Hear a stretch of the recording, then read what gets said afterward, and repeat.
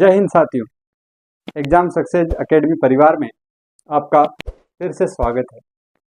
अपन जो संविधान की विकास यात्रा अपन ने शुरू की थी, उस यात्रा के अंदर हमने 1773 का एक्ट पढ़ा, 1784 का पिट्स इंडिया एक्ट पढ़ा, उसके बाद 1793 का एक्ट पढ़ा चार्टर, और उसके बाद में हमने 1813 का जो चार्टर है वो भी पढ़ा। अब हम आज की क्लास के अंदर यहाँ से जो जितने चार्टर थे, 1833 वाला चार्टर और 1858 वाला चार्टर, इन चार्टर को पढ़ने के बाद में मैंने कहा था 1858 से लेकर 1947 तक जो है वो इंडिया ब्रिटिश क्राउन के अंडर में आ जाता है। तो जब भारत ब्रिटिश क्राउन के अंडर में आता है तो यहाँ पर जितने भी अब अपन जो एक्ट पढ़ने वाले हैं वो चार्टर नहीं होकर वो भारत शासन के लिए जो अधिनियम है वो होंगे। जैसे 1858 का भारत शासन अधिनियम, उसके बाद में 1861 के अंदर फिर से अधिनियम आता है। फिर आगे चल के जब 1861 के बाद में 1892 में 1909 के अंदर मार्ले मिंटो सुधार आता है, 1919 के अंदर मॉन्टेग्यू चेम्सफोर्ड आता है, 1935 में भारत शासन अधिनियम आता है। तो बाद में जो है वो चार्टर नहीं होके अन्य एक्ट जो है वो या तो जैसे ही भारत सचिव का पद जनरेट हो जाता है तो दो नाम आपको मिलने को देखने को मिलेंगे, जैसे मार्ले मिंटो सुधार। तो इस एक व्यक्ति है मार्ले और एक है मिंटो। तो इसमें जो फर्स्ट नाम होगा वो सचिव का होगा और सेकंड जो है वो वाइसराय का नाम होगा। तो इसी प्रकार से जो चीज़ें हैं वो किस प्रकार से डेवलप होती है उसकी अपन चर्चा करते हैं। और 1858 तक के जो अधिनियम है वो अपन ने पढ़ लिए थे, तो 1853 तक के अधिनियम पढ़ लिए थे। अब यहाँ से आज अपन जो शुरू करने वाले हैं 1853 और 58 के जो 1858 वाला जो अधिनियम है उसकी शुरुआत अपन करने वाले हैं। दोस्तों, हमने पिछले वीडियो तक 1853 तक के अधिनियम कंप्लीट कर लिए, तो अब आज इस वीडियो के अंदर अपन शुरू करेंगे 1858 का जो भारत शासन अधिनियम है उससे। पिछले वीडियो में हमने ये चर्चा कर ली थी कि गवर्नर जो है, पहले गवर्नर का पद आया, फिर बंगाल के गवर्नर के अंदर जो मद्रास और बम्बई जो है इनको उनके अंडर में किया, गवर्नर को गवर्नर जनरल बनाया, गवर्नर जनरल से जो पद है वो गवर्नर जनरल ऑफ इंडिया तक पहुंच गया। अब यहाँ पर इस पद का नामकरण जो है वो यहाँ से बदल जाता है और जो गवर्नर जनरल ऑफ इंडिया है उसी को वाइसराय के नाम से हम जानने लगे। देखो हुआ क्या था, क्योंकि उस समय भारत जो है वो दो हिस्सों में बटा हुआ था। पहला हिस्सा जहाँ पर जो ब्रिटिश लोग हैं, जो ईस्ट इंडिया कंपनी है, वो east India company direct rule कर रही थी उन स्थानों के ऊपर, और वो जो प्रांत थे वो ब्रिटिश प्रांत हुआ करते। बाकी के जो टेरिटरी थी, जो क्षेत्र थे, वो क्षेत्र डायरेक्ट ब्रिटिश सरकार के अंडर में ना आकर राजाओं के अधीन में आते थे, जैसे रियासती क्षेत्र वगैरह है। अब इसमें क्या होता था कि जब जो गवर्नर जनरल ऑफ इंडिया है, यानी पूरे भारत का गवर्नर जनरल, अब वो गवर्नर जनरल ऑफ इंडिया जब ब्रिटिश प्रांत के अंदर होता तो उसको गवर्नर जनरल ऑफ इंडिया ही कहा जाता, लेकिन जब वो किसी राजा के दरबार में जाएगा तो वहां पर ये नहीं बोलेगा कि मैं पूरे भारत का गवर्नर जनरल हूँ, क्योंकि वो राजा मानता ही नहीं है कि भारत क्या है, उसको मतलब ही नहीं है कि भारत भूमि कहाँ तक फैली हुई है, कौन सा क्षेत्र भारत के अंदर है। उसके लिए अपना जो रियासत है वही अपना देश है। तो वहां पर जाकर वो रिप्रेजेंट कैसे करेगा, तो वहां पर जैसे ही वो जाता है तो गवर्नर जनरल ऑफ इंडिया के बजाय वो ये कहेगा कि मैं वाइसराय हूँ, यानी मैं रिप्रेजेंटेटिव हूँ, मैं प्रतिनिधि हूँ ब्रिटिश क्राउन का। यानी यहाँ से अपन ये कह सकते हैं कि ब्रिटिश क्राउन जो है वो अपनी हुकूमत को शुरू कर देती है, और जो शासन है वो अब दोहरा जो शासन था उसको अब समाप्त कर दिया जाता है। और दोहरा शासन समाप्त करके पहले कंपनी जो है वो शासन कर रही थी और क्राउन केवल इंस्ट्रक्शन दे रहा था कि भाई आपको ऐसे करना।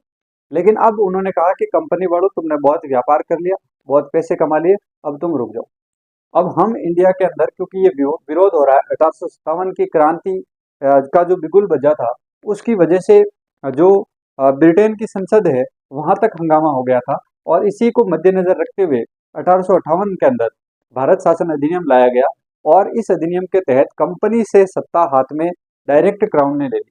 यानी अब भारत जो है वो डायरेक्ट ब्रिटेन की जो संसद है, ब्रिटेन की जो क्राउन है उसके अंडर में आने लगे। ब्रिटिश क्राउन का मतलब है कि वहाँ, क्योंकि ब्रिटेन के अंदर जो शासन है उसके अंदर दो प्रमुख होते हैं, वहां से हमने संसदीय प्रणाली को अपनाया है। और दो शासक का मतलब है, एक तो जो वास्तविक प्रमुख है यानी कि वहाँ का प्रधानमंत्री, और दूसरा जो है वो केवल नाम मात्र का प्रमुख होता है, वो होता है सम्राट या वहाँ की महारानी जो। तो यहाँ पर जो अगर मैं बात करूं कि जब 1858 प्रस्ताव ये लाया गया, तो जब ये प्रस्ताव लाया गया उस समय लॉर्ड पाल्मस्टन जो है वो प्रधानमंत्री थे, और जब ये प्रस्ताव पारित हुआ उस समय लॉर्ड डर्बी यहाँ पर प्रधानमंत्री होते। बाकी जहां जहां अपन ने पढ़ा था वहां पर प्रधानमंत्री सेम हो रहे थे, लेकिन यहाँ पर आपको दो व्यक्तियों के नाम याद रखने हैं, लॉर्ड पाल्मस्टन और लॉर्ड डर्बी। पाल्मस्टन के टाइम पे प्रस्ताव आया था, और जब प्रस्ताव पारित हुआ उस समय लॉर्ड डर्बी की सरकार थी, लॉर्ड डर्बी वहां के प्रधानमंत्री थे। उसके बाद में हमें ये ध्यान रखना है कि यहाँ पर दोहरा जो शासन है वो समाप्त हो जाता है, और दोहरे शासन की जगह अब जो शासन है वो डायरेक्ट क्राउन के अंदर आ जाता है, ब्रिटिश क्राउन के अंदर।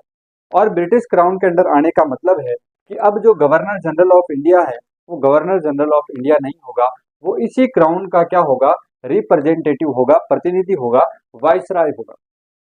और जो पहला वाइसराय बना था वही, आप इसको दोनों तरफ से याद रख सकते हो कि जो अंतिम गवर्नर जनरल ऑफ इंडिया है वही पहला वाइसराय होगा। तो उस समय गवर्नर जनरल ऑफ इंडिया थे लॉर्ड कैनिंग, और लॉर्ड कैनिंग ही यहाँ पर क्या बन जाते हैं, वाइसराय बन जाते हैं। तो आपको ध्यान रखना है भारत के प्रथम वाइसराय कौन थे, तो लॉर्ड कैनिंग। ठीक है, आपको प्रथम गवर्नर जनरल कौन था उसका नाम मैंने मेंशन करवाया था, अलग से लिखवाया है। गवर्नर जनरल ऑफ इंडिया कौन बना पहले उसका भी ध्यान रखना है, वाइसराय कौन बनता है, भारत सचिव कौन बनता है, इन सभी चीजों को आपको एक जगह लिख के याद करना है। हालांकि मैं लिखवा दूंगा जैसे जैसे अपन आगे बढ़ेंगे, जो चीजें हैं उनको कंसाइज करवाएंगे। जैसे यहाँ पर जो मेन प्रश्न बनते हैं ना इनमें से, उसको मैंने अलग से उठाकर आपको बता दिया ताकि कंफ्यूजन नहीं हो, क्योंकि एग्जीक्यूटिव जो काउंसिल है, जो कार्यकारिणी परिषद है गवर्नर जनरल की, उसमें लगातार परिवर्तन हुए 1773 से, यानी 1773 में गवर्नर जनरल प्लस 4 व्यक्तियों की जो है वो टीम हुआ करती थी। उसके अंदर फिर गवर्नर जनरल के साथ 3 सदस्य हो गए, गवर्नर जनरल के साथ अस्थायी सदस्य जोड़ दिया, फिर उस अस्थायी सदस्य को स्थायी कर दिया गया। फिर यहाँ पर जो सदस्य संख्या है वो आगे बढ़ती गई, गवर्नर जनरल प्लस 8 हो गई, गवर्नर जनरल प्लस 15 हो गई। तो यहाँ पर ये एग्जीक्यूटिव काउंसिल में कितने कितने सदस्य बढ़े, ये साथ में पढ़ते हो तो बोलने के चांसेस होते हैं, तो उसको मैंने अलग से लिख दिया। फिर कौन से अधिनियम के अंदर क्या चीजें हुई है, मेन मेन जो है उसको भी मैंने अलग से छांट के लिख दिया। तो इसी प्रकार से वाइसराय कौन था, गवर्नर कौन था, गवर्नर जनरल ऑफ इंडिया कौन था, गवर्नर जनरल कौन था, भारत सचिव कौन था, इन सबको भी मैं एक जगह लास्ट वाले वीडियो के अंदर बता दूंगा। इसीलिए मैंने इस वीडियो में 1919 और 1935 वाला जो अधिनियम है वो शामिल नहीं किया, क्योंकि सबसे ज्यादा प्रश्न जो बनते हैं वो 1919 और 35 में बनते हैं, और उसके लिए थोड़ा टाइम ज्यादा चाहिए। और वीडियो जब 1 घंटे से ऊपर हो जाता है तो थोड़ा बोरियत सी लगती होगी आपको, इस वजह से थोड़ा सा वीडियो को भी अपन छोटा कर देते हैं। तो अब यहाँ पर अपन आगे बढ़ते हैं, और यहाँ पर मैंने कहा कि वाइसराय जो है उसका पद यहाँ पर आ जाता है, और पहले जो वाइसराय है वो कौन बनते हैं, लॉर्ड कैनिंग। अपन ने स्टार्टिंग से पढ़ा था कि शुरुआत के अंदर एक कोर्ट ऑफ डायरेक्टर हुआ करता था, 1773 वाला जो एक्ट था उस समय इसकी स्थापना हुई थी। और ये कोर्ट ऑफ डायरेक्टर जो है, इस कोर्ट ऑफ डायरेक्टर को, और 1784 के अंदर जब पिट्स इंडिया एक्ट आता है तो वहां पर एक बोर्ड ऑफ कंट्रोल की स्थापना हो जाती है। तो इन दोनों को यहाँ पर क्या कर दिया गया, समाप्त कर दिया गया। कोर्ट ऑफ डायरेक्टर पहले व्यापारिक और प्रशासनिक दोनों कार्य देखता था, और बाद में जब बोर्ड ऑफ कंट्रोल हो गया तो प्रशासनिक कार्य जो है वो बोर्ड ऑफ कंट्रोल देखता, और कोर्ट ऑफ डायरेक्टर केवल और केवल व्यापारिक कार्य देखता था। इसकी चर्चा हमने 1773 और 1784 पढ़ा था, तब अपन ने देख लिया था।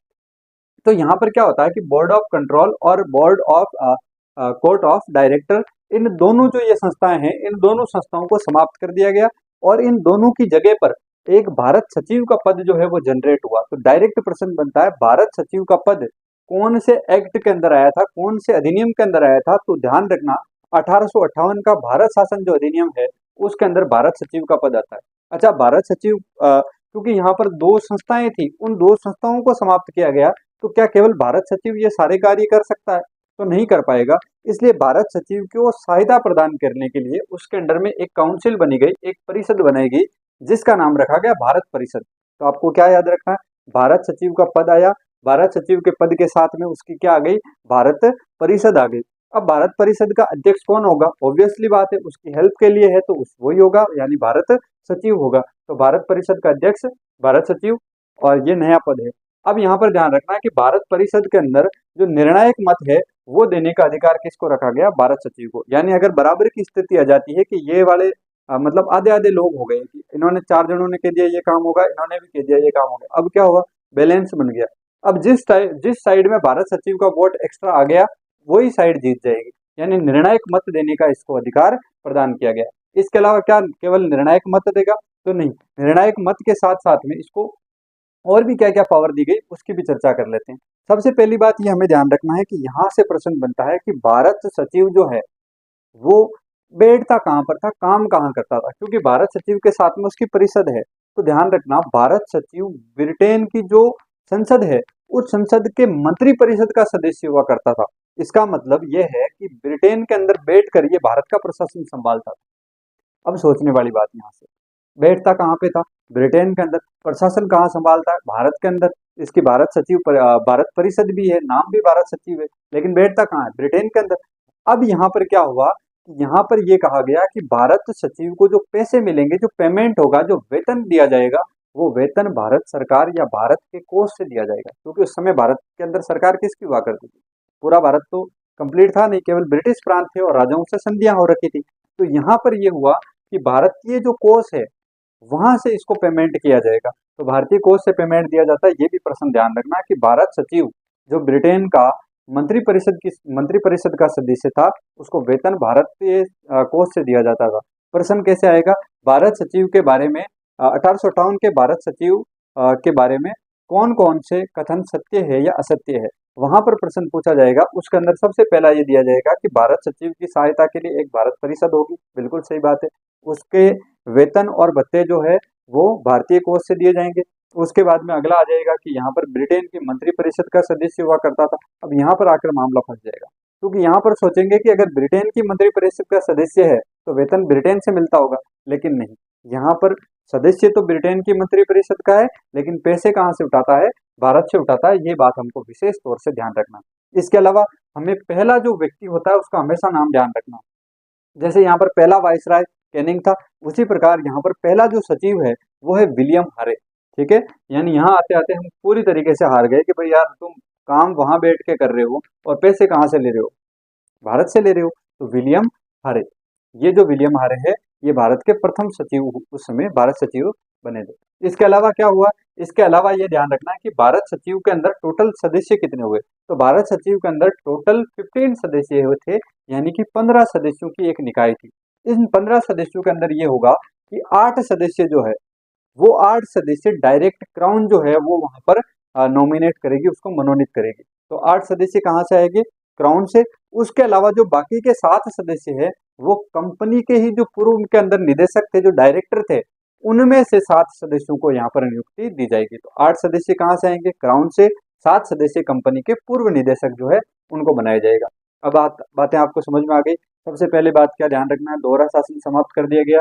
लॉर्ड पामस्टन, लॉर्ड डर्बी जो है यहाँ पर प्रधानमंत्री थे। प्रस्ताव आया तब पामस्टन थे, जब प्रस्ताव पारित हुआ तो डर्बी थे। इसके अलावा हमें ध्यान रखना है कि कंपनी की जगह अब क्राउन का शासन आ गया। गवर्नर जनरल ऑफ इंडिया की जगह वाइसराय का पद आ गया, और इसके साथ में भारत सचिव का पद यहाँ पर जनरेट होता है बीओसी और सीओडी की जगह पर।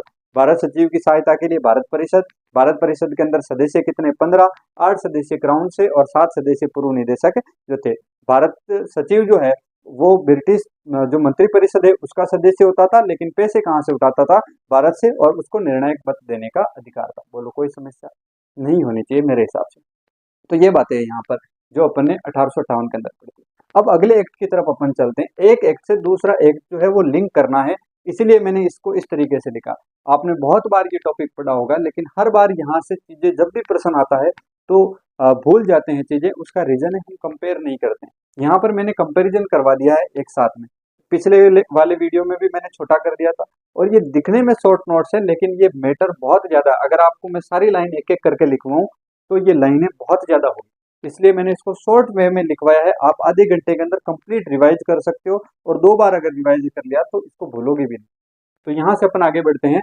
अगला जो एक्ट है वो है 1861 का जो अधिनियम है। अब 1861 के अंदर क्या होता है कि यहाँ पर जो शासन है उसका विकेंद्रीकरण शुरू हो जाता है।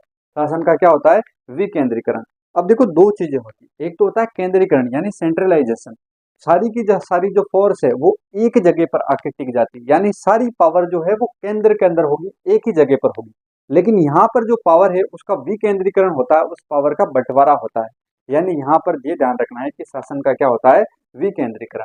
अब विकेंद्रीकरण कैसे होगा कि केंद्र के अंदर विधायिका और प्रांतों के अंदर भी अब क्या शुरू कर दी, विधान परिषद शुरू कर दी। यानी अब शक्तियां केवल केंद्र में नहीं है, प्रांतों को भी शक्तियों का हस्तांतरण किया गया है। यानी अब शक्तियां केंद्र और विधान परिषद दोनों के पास में है, केंद्र और प्रांत दोनों के पास में यहाँ पर शक्तियां। तो यहाँ से दो बातें आपको ध्यान रखनी है कि सत्ता का अगर विकेंद्रीकरण हुआ है कब, 1861 के अंदर, इसका मतलब केंद्र के साथ साथ प्रांतों को भी यहाँ पर कुछ अधिकार मिले होंगे। यानी प्रांतों के अंदर यहाँ पर विधान परिषद जो है वो उसकी स्थापना होती है। यानी यहाँ पर पुनः अधिकार मिलता है प्रांतों के अंदर, ये ध्यान रखना। तो प्रांतों में वापस अधिकार मिल जाता है।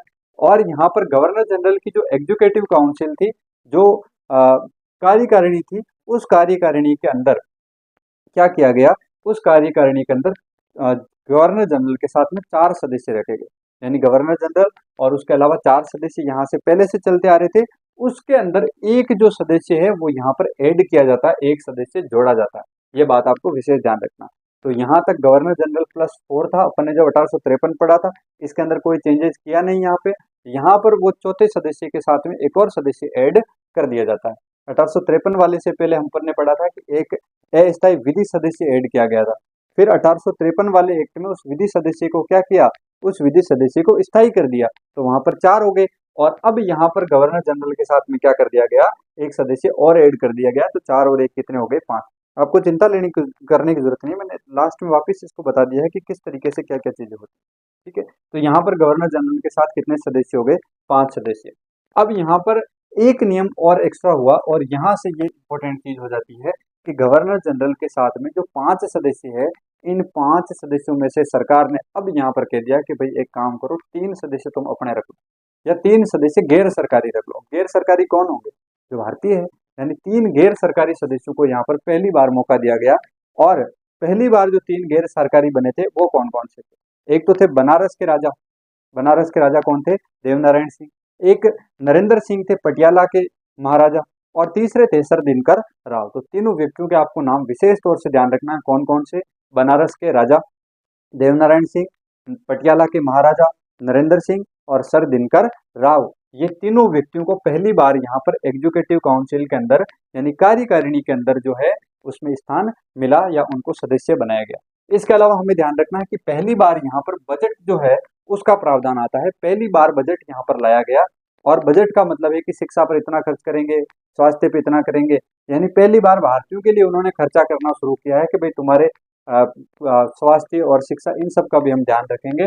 और यहाँ पर बजट आता है, और वो बजट जो है पहली बार जो व्यक्ति लाए थे उनका नाम था जेम्स विल्सन। तो इनका भी नाम आपको ध्यान रखना है। पहली बार बजट कब आया, 1861 के अंदर। कौन लेके आया था, तो जेम्स विल्सन लेके आए थे। ये बात अपन ने पहले ही ऊपर पढ़ ली है कि प्रांतों के अंदर भी यहाँ पर विधान परिषद शुरू हो जाती है, जिसमें मद्रास और बॉम्बे में तो 1861 के अंदर ही शुरू हो जाती है। इसके बाद में बंगाल जो है वो 1862 में शुरू होती है।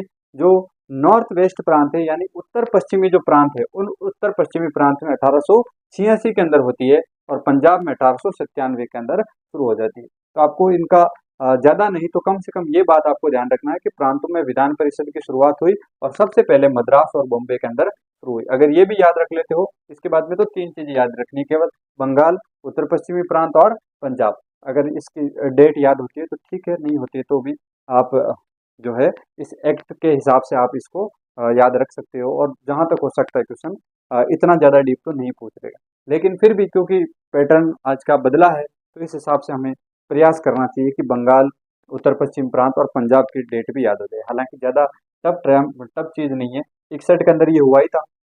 बंगाल जो है वो 1862 में हो जाता है, और इसके बाद में वो 2 सिर्फ है, एक उत्तर पश्चिम प्रांत और एक ये वाला। यहाँ पर 86 है और वहाँ पर 97 है, ज़्यादा दिक्कत वाली बात नहीं।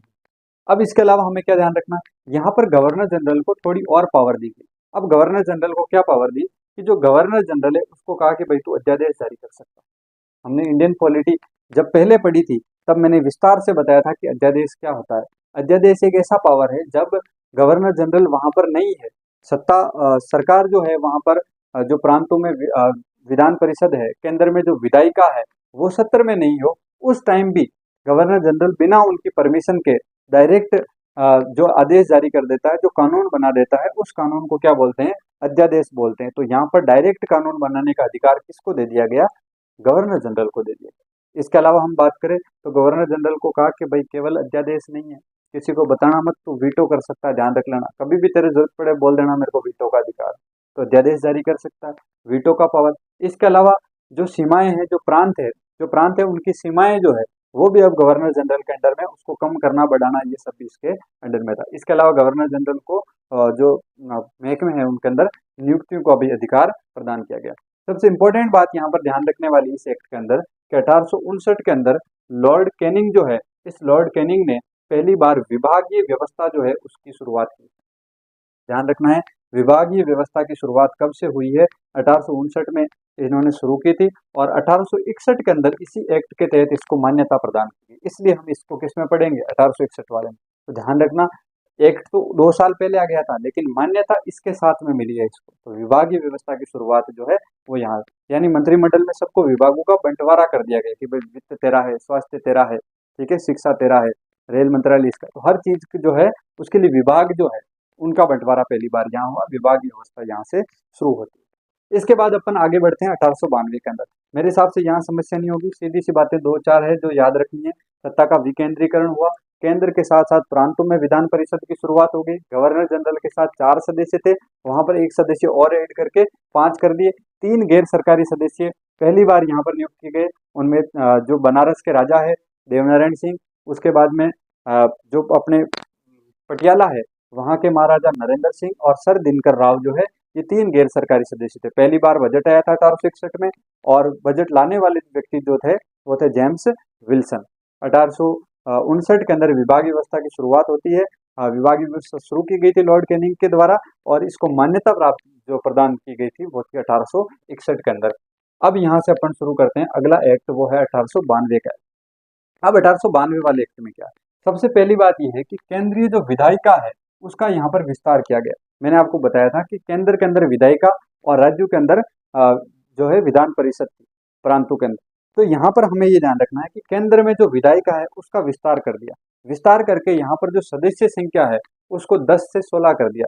10 से 16 का मतलब ये नहीं है कि 10 से 16 के बीच, इसका मतलब ये है कि 10 तो कम से कम 10 सदस्य होना चाहिए, और ज्यादा से ज्यादा 16 सदस्य हो सकते हैं। तो 10 सदस्य से लेके 16 सदस्य तक इसकी संख्या हो सकती है। यह नहीं कि पहले 10 था अब 16 हो गया, नहीं, 10 सदस्य से लेकर 16 सदस्य जो है वहां तक इसकी लिमिट रखी गई है। ध्यान रखना है, कम से कम कितने सदस्य? 10 इसमें से गैर सरकारी सदस्य होने चाहिए। यानी यहाँ पर जो टोटल ज्यादा से ज्यादा कितने सदस्य? 16 सदस्य। इन 16 सदस्यों में से कम 10 जो है वो गैर सरकारी सदस्य होने चाहिए। यहाँ पर कितने थे? 3। अब ये संख्या 3 से बढ़कर कितनी हो गई? 10। यानी यहाँ पर केवल 3 गैर सरकारी सदस्य थे, अब यहाँ पर कितने कर दी? 10। लेकिन ये ध्यान रखना कि ये एग्जीक्यूटिव काउंसिल के अंदर थे, और ये किसके अंदर है? ये है यहाँ पर केंद्रीय विधायिका के अंदर। इसके अलावा हमें ये ध्यान रखना है कि प्रांतों के अंदर जो विधान परिषद है, इन प्रांतीय विधान परिषदों में जो बंगाल है, जो बम्बई है, जो मद्रास है, तो बंगाल, बम्बई और मद्रास, इनके अंदर जो सदस्य संख्या है प्रांतों में वो 20 कर दिया। उत्तर पश्चिमी प्रांत जो है इसमें 15 कर दिया गया। यानी बंगाल, बम्बई और मद्रास के अंदर संख्या कितनी कर दी? 20, और इन तीनों में कितनी कर दी? तो 15। नॉर्थ वेस्ट के अंदर 15 कर दी गई। और यहाँ पर विशेष बात ध्यान रखना है कि 2/5 जो सदस्य है वो गैर सरकारी है, ठीक है। तो गैर सरकारी सदस्यों का जो चुनाव है वो किस प्रकार से करवाया जाएगा? तो अप्रत्यक्ष चुनाव होगा, यानी डायरेक्ट जनता नहीं चुनेगी, अप्रत्यक्ष रूप से इनका चुनाव करवाया जाएगा। उसके बाद अपन बात करते हैं, यहाँ पर बजट आया था पहली बार। अब इन्होंने कहा कि बजट पर चर्चा भी होनी चाहिए, तो कहा कि चलो बजट पे आप चर्चा कर लेना। कि अच्छा हमें प्रश्न पूछना हुआ तो कोई बात नहीं, प्रश्न पूछ लें। अच्छा प्रश्न पूछना हो और प्रश्न का आप जवाब दो, और उसके जवाब के ऊपर हम वापस प्रश्न पूछे तो कि ना ना ना, धीरे धीरे अंगुली पकड़ते पकड़ते कंधे पे नहीं बैठना आपने, ठीक है।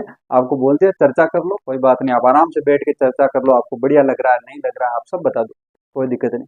आपको बजट से रिलेटेड प्रश्न पूछना, पूछ लेना, प्रश्न भी पूछ, लेकिन ये ध्यान रखना कि आप अनुपूरक प्रश्न नहीं पूछ सकते, ठीक है। तो बजट पर आप चर्चा कर सकते हो, प्रश्न पूछ सकते हो, अनुपूरक प्रश्न नहीं पूछोगे आपको वोट भी नहीं देने दें, ये भी ध्यान रखना। ज्यादा पंचायती नहीं करनी, आप चर्चा कर लो, कोई दिक्कत नहीं, आपको चर्चा करनी है, जितनी चाहे चर्चा कर लो। आपको यहाँ पर प्रश्न करना है तो आप प्रश्न भी कर सकते हो कि बजट के बारे में ये चीज ऐसे क्यों है, ऐसे क्यों, आप प्रश्न कर सकते हो। लेकिन यहाँ पर अनुपूरक जो प्रश्न है वो आप नहीं पूछ सकते। अब अनुपूरक प्रश्न क्या है? अनुपूरक प्रश्न का मतलब होता है जैसे मैं आपसे कोई सवाल पूछता हूँ और उस सवाल का आप जवाब दो, उस जवाब का वापिस मैं सवाल पूछता हूँ, तो वहां पर वो होता है अनुपूरक प्रश्न। जैसे मैंने क्वेश्चन पूछा शिक्षा के बारे में कि शिक्षा पर कितना पैसे आप खर्च कर रहे हो, शिक्षा पर इतने पैसे खर्च कर रहे हैं, तो ये इसके ऊपर फिर से मैं वापस सवाल पूछूं कि अभी जो एजुकेशन रेट है, जो शिक्षा स्तर है भारत का वो इतना है, इस पर बजट पर इतना ही क्यों खर्च किया गया, या ये जो आप बजट खर्च करने वाले हो ये किस प्रकार से करने वाले हो। ना ना भाई, अनुपूरक प्रश्न नहीं पूछना। एक सवाल पूछने को बोला था, आपने पूछ लिया, बैठ जाओ। तो यहाँ पर अनुपूरक प्रश्न का मतलब है प्रश्न के एवज में वापस प्रश्न पूछना, तो वो नहीं पूछ सकते। आप चर्चा कर लो भले, आप प्रश्न पूछ लो, लेकिन अनुपूरक प्रश्न नहीं पूछोगे, वोट नहीं देने देंगे आपको बजट के ऊपर, ठीक है। उसके बाद में यहाँ पर क्या किया गया, केंद्र के अंदर जो विधायिका है और जो प्रांतों के अंदर विधान परिषद है, इन दोनों के अंदर भी ये कहा गया कि आप सार्वजनिक जो प्रश्न है वो तो पूछ सकते हो, कोई बात नहीं, आप आराम से सार्वजनिक प्रश्न पूछो, कोई दिक्कत नहीं। लेकिन यहाँ पर भी वही बात है, अनुपूरक प्रश्न नहीं पूछना। आपने सवाल पूछा, सामने वाले ने जवाब दे दिया, आप संतुष्ट हो नहीं हो, आप वापिस सवाल नहीं पूछ सकते। तो ये बड़ी बात यहाँ पर हो जाती है, यहाँ पर भी कोई दिक्कत नहीं होनी चाहिए। दो बातें ध्यान रखना, केंद्र के अंदर विधान परिषद का विस्तार हो गया और प्रांतों में केंद्र के अंदर विधायिका का विस्तार हो गया, प्रांतों में विधान परिषद का विस्तार हो गया। वहां पर जो सदस्य संख्या है वो 10 से 16 कर दी गई, 10 से 16 के बीच में, जिसमें 10 गैर सरकारी सदस्य होना जरूरी है।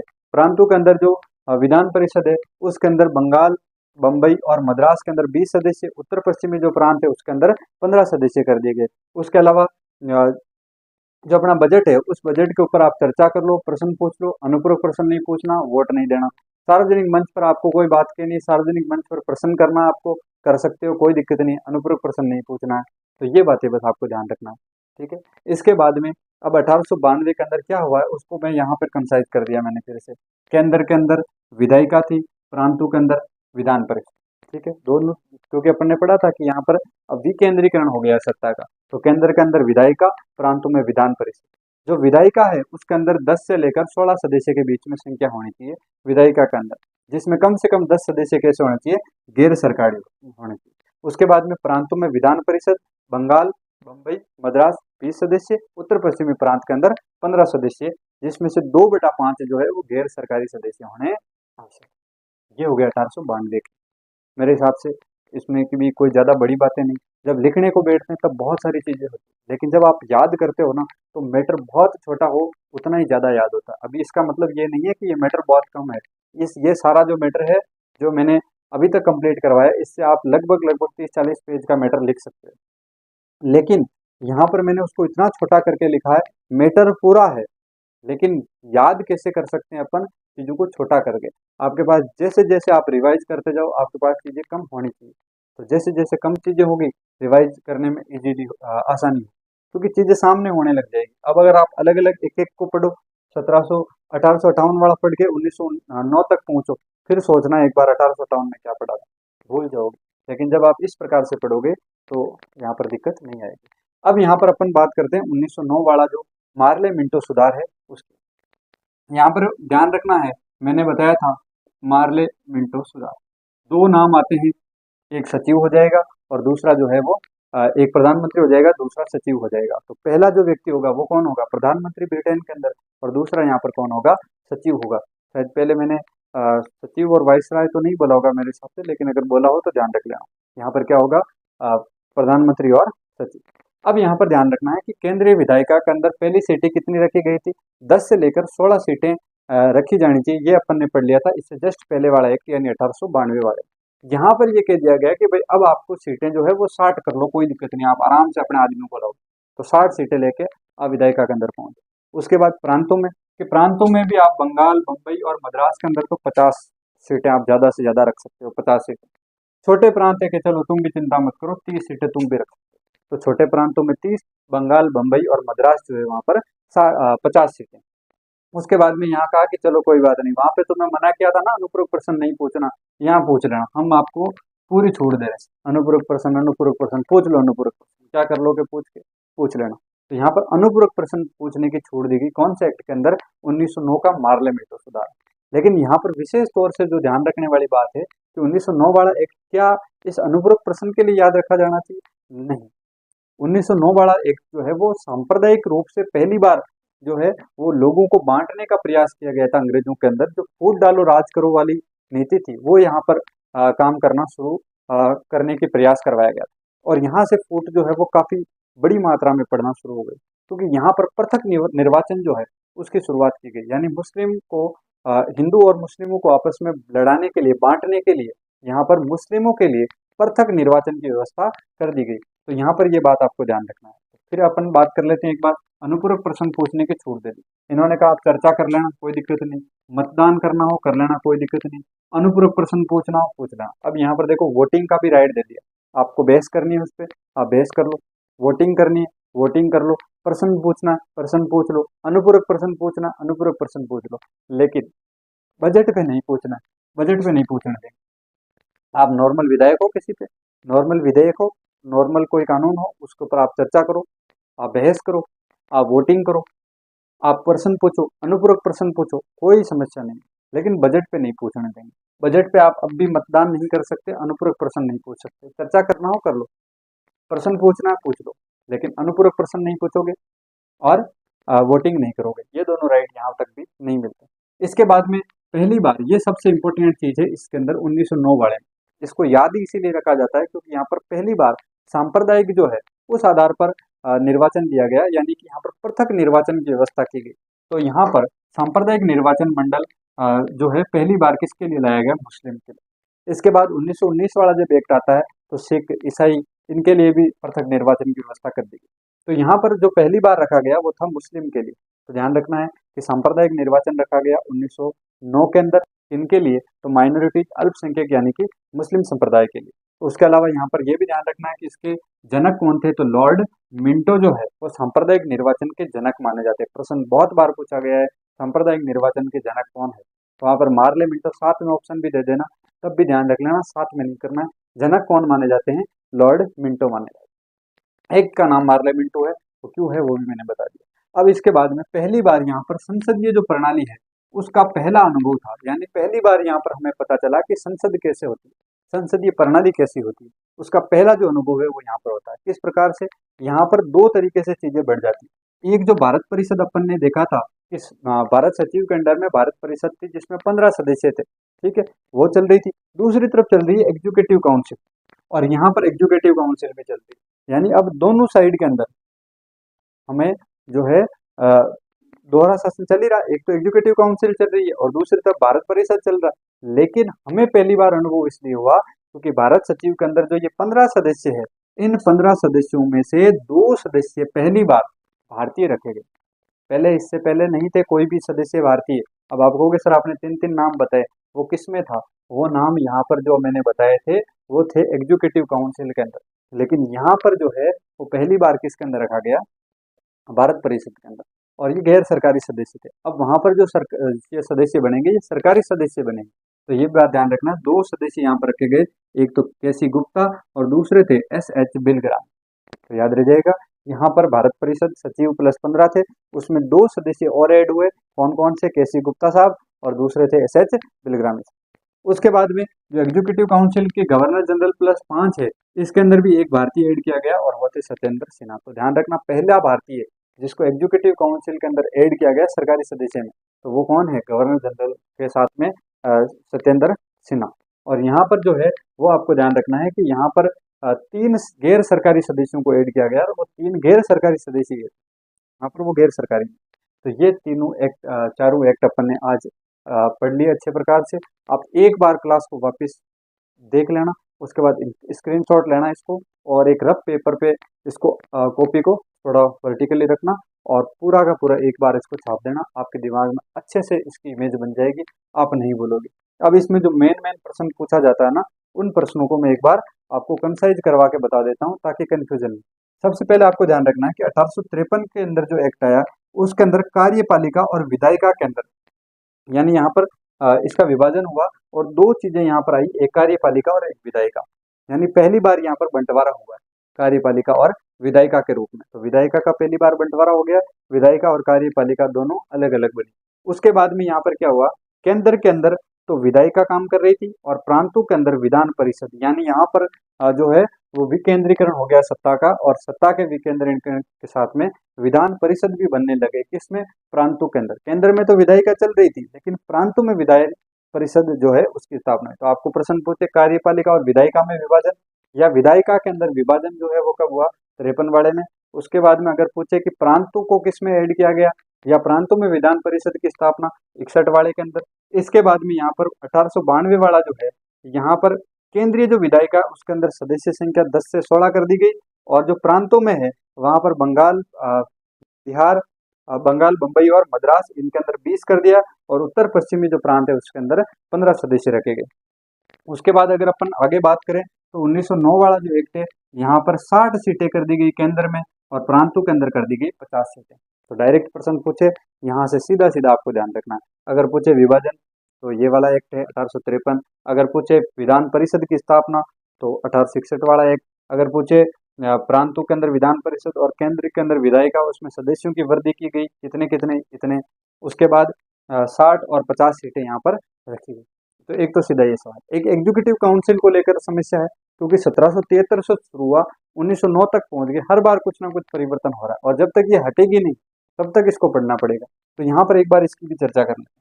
सबसे पहले 1773 का जब एक्ट आया था ना, जब रेगुलेटिंग एक्ट आया, तो उस रेगुलेटिंग एक्ट के अंदर गवर्नर जनरल के साथ में 4 सदस्य जो है वो एग्जीक्यूटिव काउंसिल के अंदर रखे गए, यानी जो कार्यकारिणी है उसके अंदर रखे गए। अब आगे क्या हुआ कि यहाँ पर ये 4 सदस्य थे। 1784 में फिर से इंडिया एक्ट आया, और यहाँ पर एक सदस्य को कम कर दिया, और अब यहाँ पर गवर्नर जनरल के साथ 3 सदस्य हो गए। फिर उसके बाद में अगला एक्ट 1833 का चार्टर आया, और 33 वाले चार्टर के अंदर यहाँ पर क्या किया, एक अस्थायी विधि सदस्य के रूप में लॉर्ड मेकाले को यहाँ पर इसके अंदर रखा जाता है। तो एक अस्थायी सदस्य कब जोड़ा गया? विधि सदस्य 1833 में। सीधा प्रश्न आएगा, गवर्नर जनरल की जो कार्यकारिणी है उसमें एक अस्थायी विधि सदस्य कब या कौन से एक्ट में जोड़ा गया? तो 1833 का चार्टर। कौन थे वे व्यक्ति? तो लॉर्ड मेकाले थे। उसके बाद अगला एक्ट, ये जो अस्थायी सदस्य है इसको स्थायी कर दिया गया, यानी अब यहाँ पर पहले 3 थे और ये भी स्थायी हो जाता है, तो अब कितने हो गए? 4 सदस्य। यहाँ पर 4 नहीं हुए, यहाँ पर 3 ही है, लेकिन एक अस्थायी सदस्य भी है, विधि सदस्य है। उसके बाद यहाँ पर एक सदस्य और ऐड किया गया। देखो यहाँ क्या हो रहा है, सबसे पहले 4 थे, एक कम हो गया, फिर यहाँ पर एक सदस्य ऐड किया, लेकिन स्थायी नहीं है, अस्थायी है, उसको स्थायी कर दिया गया। अब स्थायी करने के बाद एक सदस्य और जोड़ दिया, तो गवर्नर जनरल प्लस 5 हो गए एक साइड के अंदर। फिर यहाँ से वापस क्या किया, ये जो 5 सदस्य है गवर्नर जनरल के साथ में, इसके अंदर एक भारतीय सदस्य को यहाँ पर रखा गया, और वो भारतीय व्यक्ति थे सत्येंद्र सिन्हा। और उसके बाद में 1909 वाले में जाते जाते गवर्नर जनरल के साथ में 8 सदस्य हो जाते हैं, और इन 8 में से 3 सदस्य कौन थे? भारतीय थे। ये कौन कौन से थे, कैसे आए थे, इन सब की चर्चा अपन अगले वीडियो के अंदर